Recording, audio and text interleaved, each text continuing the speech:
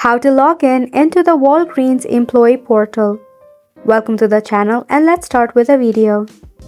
Open up a browser and search for your Google. And in the Google, you can go ahead and search for Walgreens Employee Login. You'll find various of this option. You can go ahead and tap on Walgreens Employee Login, or at the bottom you will see one ID. You can even tap on it.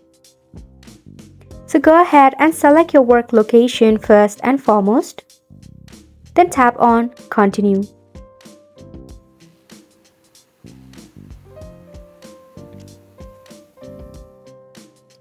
To log in, enter your one ID and your password at the bottom, then tap on Sign On. You can tap on Forgot Password if you have forgotten your password. Enter your one ID so that it can verify that it's really you. And on the next step, you have to enter your email address so that it can send you a link to recreate your password.